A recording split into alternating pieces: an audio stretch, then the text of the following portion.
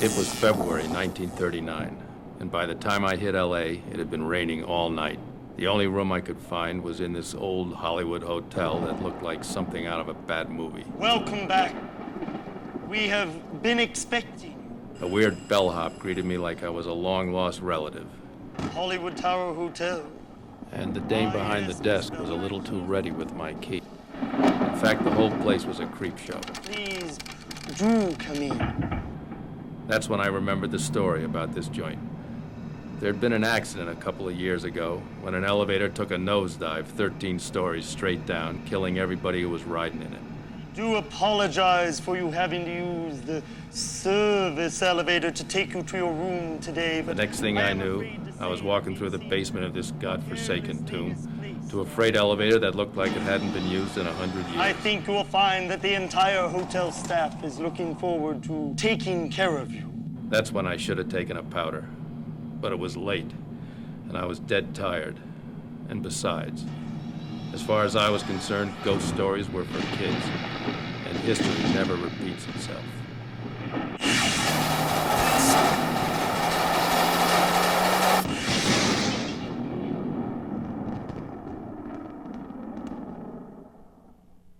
What you just saw was a real Walt Disney trademark, the seamless blending of reality and fantasy.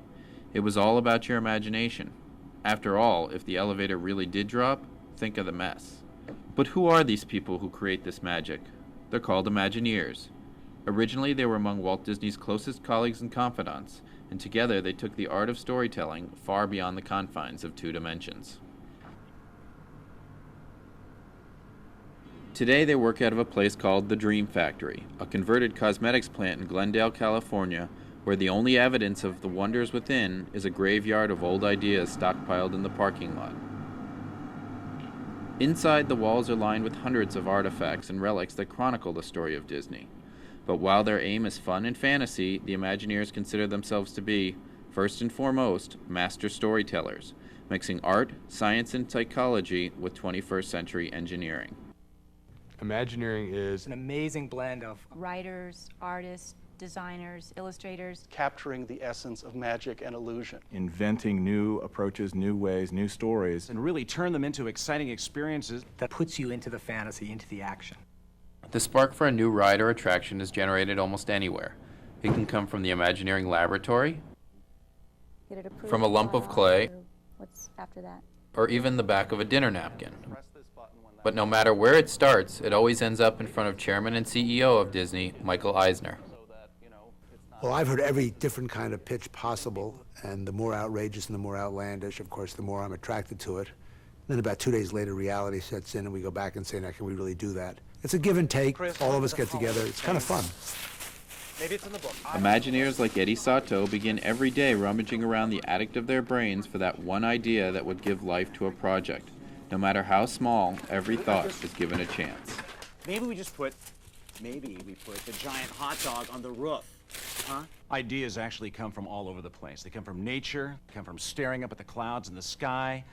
They come from all the various elements that are around us, and really ideas come from the most unexpected places. A child's snow globe became an Imagineer's inspiration for Blizzard Beach, a water park based on a freak snowstorm in Central Florida. Imagineers have created nearly everything you see, touch, and experience at Walt Disney World, often developing new technology to suit their specific needs. It's no accident that Imagineering holds 91 patents and has 24 more pending. Often the very thing that stops most people from being creative spurs the Disney Imagineers to some of their greatest achievements. Vice Chairman of Imagineering, Marty Sklar. A blank piece of paper is not the most frightening thing in the world. It's the greatest opportunity in the world. No one has put anything on it. You can let your imagination fly in any direction. You can create whole new worlds. Consider creating an elevator that breaks free from its cable to fall 13 stories in 2.5 seconds, then ease to a stop at the bottom. supernatural phenomenon has happened to the side of the Imagineers building, consulted so with leading everything's elevator been designers on how to accomplish just such a disaster. Imagineer Eric Jacobson. At the end of the meeting, we realized that we were trying to get them to put back into elevators what they had spent the last 100 years trying to take out of elevators, and that is the factor of fear that things aren't going to be under control.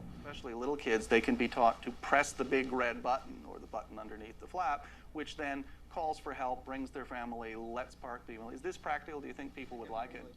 The cable system for Tower of Terror is like an elevator, but a little more complicated because we're actually falling faster than gravity will allow. The motors are bigger and more powerful than any used at the World Trade Center in New York and at some of the largest mining operations. The cable wraps all the way around the top of the building and down to the bottom so that it's really pulling the elevator down at a certain portion of the ride. All this stuff is going to really work great, but we have to make sure that we synchronize Unlike exactly watching what's television going or on in seeing a 3D movie, film the rides that and what's going on Imagineers with like the Tom in-theater Fitzgerald effects. helped So we've got to design take each provide a scene, completely figure out how interactive long, experience. how far the thing is coming out. In our parks, we're dealing with all the senses. We have smell, we have physical touch, we have dimensional sound. So we really use every trick in the book to create an experience that is completely immersive, completely believable. Walt developed the storyboard, which is so important to our work, where you pin up ideas consecutively, and we use storyboards even in the design of our attractions. You make sure you get your ideas very clear, even if it's walking through an environment. When designing the sketches for the extraterrestrial alien encounter attraction, Imagineers exploited people's deepest fears and nightmares. Guests of Tomorrowland experience a close encounter of the Imagineering kind, when they're led to believe that an alien creature has broken loose and is menacing them in total darkness.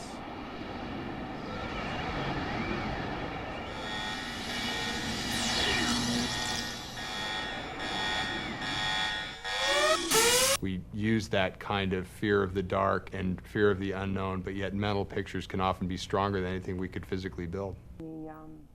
Effects down. We're losing the audio. A large part of Alien Encounters takes place in the dark.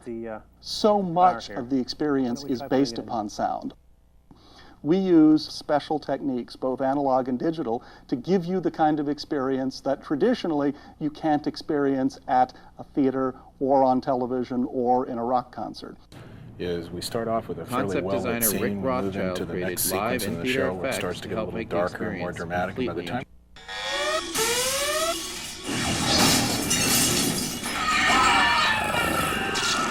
we also take control of the audience by working with special effects that are in the seat to create the sense of its hot breath coming across the back of your neck.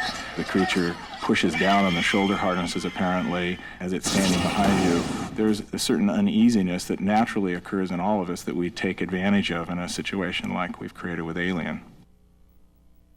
But the biggest challenge yet is the new high-speed test track. It'll be Disney's fastest, most physical ride ever. The big idea was, how do we create the experience of being at a real test track for our guests? This is something most people never get to see. Each car is designed to accelerate faster than a Trans Am and corner tighter than a Corvette. But in order to control 31 of them on a track only a mile long, the Imagineers had to come up with computer technology more sophisticated than even the space shuttle. And while test cars will go nearly 65 miles per hour, riders will feel they are actually traveling at speeds twice that fast. The sensation of speed is produced by the suspension system, how far you are from the ground, banking curves, straightaways, and other experiences characteristic of high-speed travel.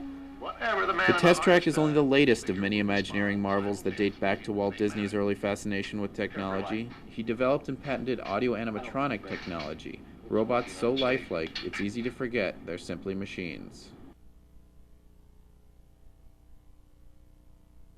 The current generations of animatronics are being asked to do things we never had to do before, meaning rather than just be a human being size and scale, what we are now doing is saying, give me a dinosaur. To make the audio animatronic characters so lifelike takes years. We're putting in just a little bit more skin so we can get the actuator in here for the lower jaw.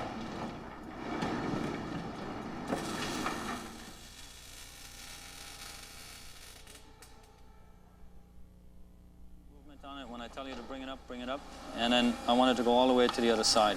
The computers that we use these days are much more sophisticated than the original ones, and in fact the mechanics of the systems monitor the amount of force and energy required to produce very subtle and sophisticated movement and make sure that that happens the same way every time. When finished, these animatronic dinosaurs will roam the land in Walt Disney's newest park, Animal Kingdom, scheduled for 1998. Live animals of the African savanna will graze with their animatronic ancestors, and Imagineers are working to make it impossible to tell the difference between the real and the created.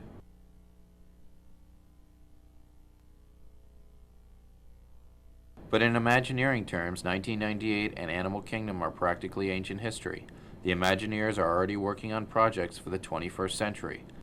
The theme park in the year 2097, looking 100 years in the future. The theme park of the future, I think, is still going to be attractions, magical worlds that don't exist anywhere else. People will be able to step through the movie screen, so to speak, and actually into environments that you don't have those rules. And I think it'll and be you're able a to much more create interactive new and space wondrous and a experiences place where you have that at the moment we can only dream of.